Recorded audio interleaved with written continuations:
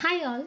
Now that we have learned about the design thinking process in education, I'm quite confident that some of you have used design thinking activities in your classroom for art, math, or science projects already. Even if the design thinking terminology is new to you or you have just learned about it through this lecture, you can still include design thinking in your existing content areas. For this activity, I want you to share a personal experience where you have used this whole process or only few stages of design thinking in your classroom.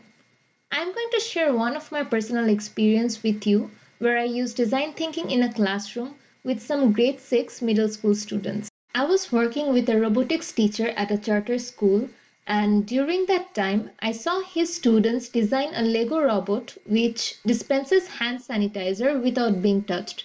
This was just before when the coronavirus pandemic hit us around February 2020. The empathy stage in design thinking speaks about researching a population you want to serve in order to understand their needs. The students formed small groups and began reading current affairs and news about COVID-19 virus.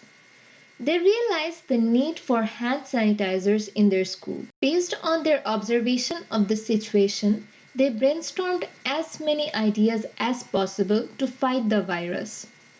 After the ideation phase, the students selected one particular feasible idea out of the many ideas and sketched a blue map of a sanitizer bottle. By now, they were designing the prototype. It was a very low fidelity prototype with plastic bottles. After they designed the sanitizer bottle in 3D printer, they tested this prototype solution with their teachers and other students to obtain the feedback. As we learned that design thinking is an iterative process, the students got their feedback. Having to touch the bottle each time to sanitize your hands possessed some risk of cross contamination of the virus. So now the students had to redesign their prototype and make it operate in a way that prevents the virus transmission. The students then went back to their classroom and spent weeks to design a high fidelity and better version of the prototype with Lego bricks and motion sensors.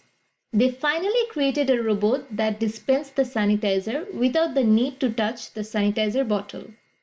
There was a camera attached to the Lego robot that identified hands and dispensed sanitizer each time you placed your hands underneath it. The whole timeline to build this project took the students and robotics teacher a total of around 8 plus weeks, and they spent their entire class period iteratively designing and building this Lego robot in smaller groups. At the end of the projects, the students were really proud of their work. They learned a great deal about robotics, Lego, 3D technology, as well as virus transmission. So now that you have heard about my experience with design thinking, please post your response on Flipgrid.